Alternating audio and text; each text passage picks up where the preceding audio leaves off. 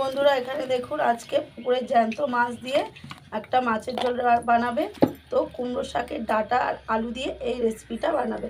তো এখানে মাছগুলো কেটে লবণ হলুদ দিয়ে মাখিয়ে নিয়েছে, কড়াই বসিয়ে দিয়েছে, কড়াইয়ের মধ্যে কিছুটা তেল দিয়ে দিয়েছে। এখন আস্তে আস্তে মাছগুলো ছেড়ে দিচ্ছে তেলের মধ্যে। এখানে আছে কই মাছ আর এখানে আছে মোরলা মাছ। মাছগুলো এইভাবে সব ভেজে নেবে।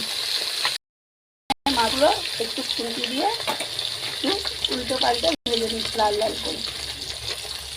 তো গ্রামে এসেছি, তো উনুনে রান্না করছে আমার বৌদি। মাছগুলো ভাজা হয়ে গেছে, এখন মাছগুলো তুলে দিচ্ছে। মাছগুলো উল্টো পাল্টে একটু ভেজে নিচ্ছে। এগুলো সব বৌদি তুলে নিল। এদিকে তেলটা খুব গরম হয়ে গেছে, তো এখানে মোরলা মাছগুলো আস্তে আস্তে এই তেলের মধ্যে দিয়ে দিয়েছে। তো ভালো করে মোরলা মাছগুলো ভেজে নেবে একই রকম ভাবে। মোরলা মাছগুলো ভাজা হয়ে গেছে, তো একটা থালার মধ্যে সব মাছগুলো তুলে দিচ্ছে। এইভাবে সব মাছগুলো, আলুগুলো একটু লাল লাল করে ভেজে নেবে। মাছের জন্য একটা আলু দিয়েছে, তো আলুগুলো একটু নাড়াচাড়া দিয়ে ভেজে নিচ্ছে আলু করে। আলুগুলো ভাজা হয়ে গেছে, তো তুলে নিচ্ছে। তো দেখুন এইভাবে সব আলুগুলো একই সঙ্গে তুলে নিয়ে ফোড়ন দিয়ে দিয়েছে। আলুটাও একসঙ্গে দিয়ে দিচ্ছে। এইভাবে দেখুন তেলের মধ্যে দিয়ে দিয়েছে। মধ্যে কেটে রাখা কুমড়ো শাকের ডাঁটাগুলো দিয়ে দিচ্ছে।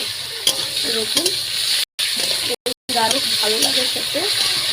দেখুন এইভাবে বৌদি আর একটু আর দিয়ে দিচ্ছে।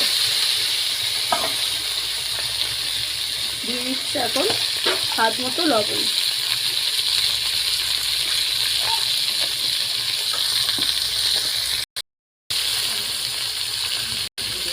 তো আবারও একটু নাড়াচাড়া দিয়ে দেবে।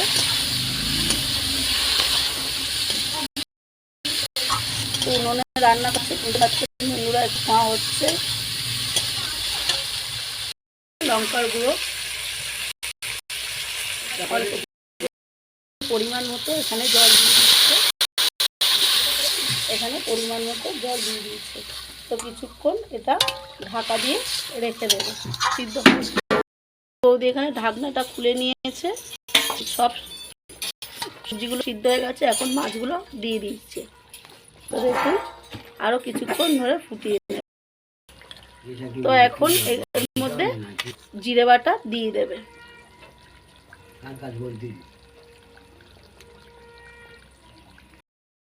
এখানে কমপ্লিট হয়ে গেছে, এখন নামিয়ে নেবে।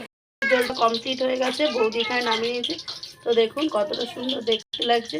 তো বন্ধুরা আমার ভিডিও যদি আপনাদের কাছে ভালো লেগে থাকে লাইক কমেন্ট শেয়ার সাবস্ক্রাইব করে দেবেন বন্ধুরা। ধন্যবাদ।